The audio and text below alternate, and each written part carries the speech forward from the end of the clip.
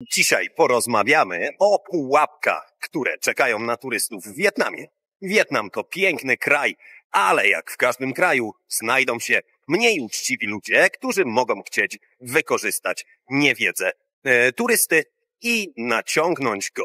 Mieszkam tutaj już 6 lat, dlatego oprócz pułapek powiem wam, jak się przed nimi ustrzec, tak żeby w pełni cieszyć się wakacjami. W wielu miejscach w Wietnamie często nie ma podanych cen za produkty w sklepach czy na ulicznych targowiskach. Co zrobić, żeby nie przepłacać? Przede wszystkim zawsze ustalcie cenę z góry, zanim zdecydujecie się na zakup. Po fakcie musztarda po obiedzie, jak to mówię. A skąd wiedzieć, ile dana rzecz powinna kosztować? Tutaj z pomocą przyjdą strony wietnamskich supermarketów. Można tam robić zakupy online i przy okazji sprawdzić orientacyjne ceny. Jeżeli chcecie zrobić zapas przekąsek czy innych przysmaków typowo wietnamskich, zróbcie zakupy online i zamówcie je prosto do waszego hotelu. Oczywiście podczas zakupów w Wietnamie nie zapominajcie o targowaniu. To tutaj nieodłączny element handlu. Targować można się nie tylko na ulicznych targowiskach, ale również w lokalnych sklepach. Kolejna rzecz, na którą musicie uważać na wakacjach w Wietnamie, to pieniądze. Już mówię, na co zwrócić uwagę. Wietnamskie nominały mają dużo zer. Tutaj banknot 100 000 dongów, czyli około 16 zł. Natomiast tutaj banknot 10 000 dongów, czyli około złoty 60 zł.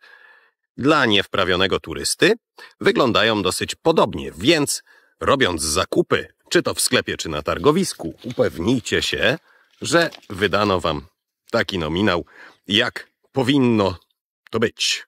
A kolorystycznie banknot 200 000 dongów przypomina trochę banknot 10 000 dongów, więc też zwróćcie na niego uwagę. Warto pamiętać, że są dwa banknoty, które najbardziej różnią się wartością, a mają praktycznie ten sam kolor. Banknot 20 000 i banknot 500 000 dongów. Na te dwa banknoty zwróćcie proszę szczególną uwagę. Pierwszą pułapką, z którą turysta może zetknąć w Wietnamie, są taksówki. Zdarza się, że usłyszycie, że na przykład taksometr nie działa, albo że kurs lotniska nagle kosztuje dużo więcej niż powinien. Jak się przed tym ustrzec? Według mnie nie należy korzystać z taksówek, w których nie działają parkometry. To po pierwsze, a po drugie w Wietnamie działa sporo aplikacji do rezerwowania przejazdów. Lepiej ściągnąć aplikację i tam zarezerwować transport, na przykład z lotniska do hotelu. Cenę znacie jeszcze przed rozpoczęciem podróży i kierowca nie ma możliwości zawyżenia jej dla turysty. Jeżeli nie zależy wam na komforcie jazdy prywatnym samochodem, z większości lotnisk do centrum miast kursują bardzo tanie autobusy. Różnica mniej więcej 4 razy mniej niż zapłacilibyście za taksówkę czy przejazd rezerwowany w aplikacji. Kolejną pułapką na turystów w Wietnamie mogą być samozwańczy pseudoprzewodnicy, tak jak ten, którego zaraz zobaczycie za moimi plecami. Takie osoby zaczepiają was w miejscach turystycznych, oferując różne wycieczki, rzekome zniżki do restauracji, a prawda jest taka, że mają na tym sporą prowizję. Jeżeli chcecie skorzystać z wycieczki, lepiej udać się do jednego z wielu dostępnych w Wietnamie biur turystycznych i zarezerwować ją bezpośrednio. A jeśli chodzi o restaurację, wystarczy wyszukać interesujący nas lokal na mapach internetowych i też udać się tam na własną rękę. Pamiątki to kolejne pole do popisu dla niezbyt uczciwych sprzedawców. Często zawyżają ich ceny i to właśnie na pamiątkach mają największe marże. Co zrobić, żeby nie przepłacić za pamiątki? O tym szczegółowo mówię w jednym z materiałów w playliście przypiętej w opisie filmu.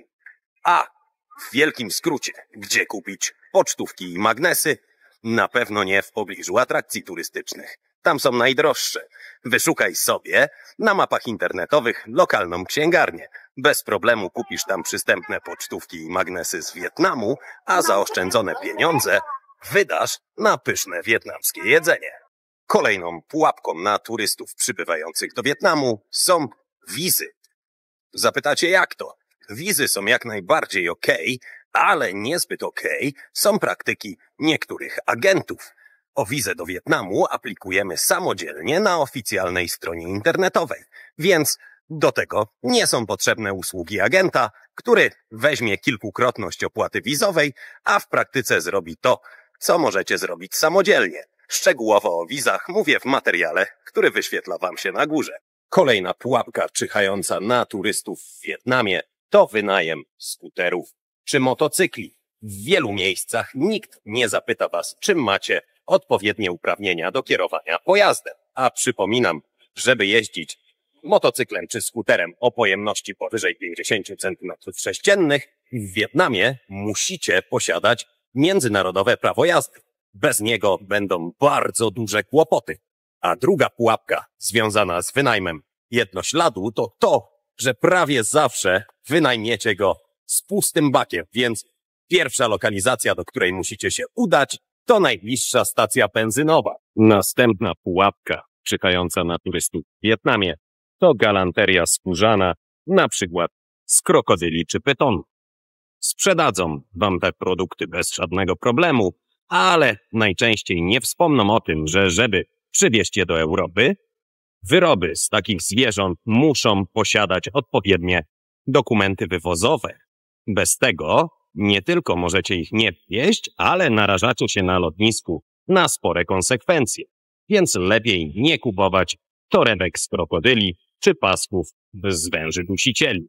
Kolejna, niezbyt oczywista pułapka na turystów w Wietnamie. Jak cię widzą, tak cię piszą.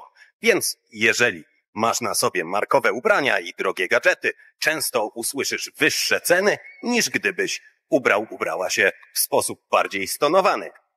Na przykład tyczy się to plażowych leżaków. Co zrobić, żeby nie przepłacać? Zapytajcie w kilku miejscach i uśrednijcie cenę. A przy okazji, wybieram się niedługo na urlop do Polski. Dajcie znać, czy w Polsce powinienem na coś uważać, żeby się nie naciąć. Następną pułapką są nagabywacze. Jeżeli ktoś was zaczepia, obojętnie czy oferując przejazd, usługę czy produkt, to zazwyczaj będzie on przedrożony. Dlatego nie korzystajmy z usług i nie kupujmy u takich osób. Sami zdecydujmy, do kogo podchodzimy. Wynika to z wietnamskiej kultury. Wietnamczycy prywatnie, między sobą, a nie turystami, są dość powściągliwi i raczej nie zdarza się, żeby kogoś bezpośrednio zaczepiali. Uważajcie w Wietnamie na słońce. Ta pułapka grozi wam, jeżeli sami ją na siebie zastawicie. Pamiętajcie, to kraj tropikalny i nawet w godzinach popołudniowych czy w pochmurne dni słońce operuje tutaj bardzo mocno. Więc pamiętajcie o nakryciu głowy, kremach z filtrem albo skorzystajcie z parasolek. Można się tutaj bardzo szybko spiec na słońcu. Mimo tych wszystkich informacji uważam, że Wietnam to świetny kierunek na wypoczynek. Wystarczy trochę zdrowego rozsądku, tak jak podczas każdej podróży, i na pewno nie będziecie przepłacać i świetnie wypoczniecie.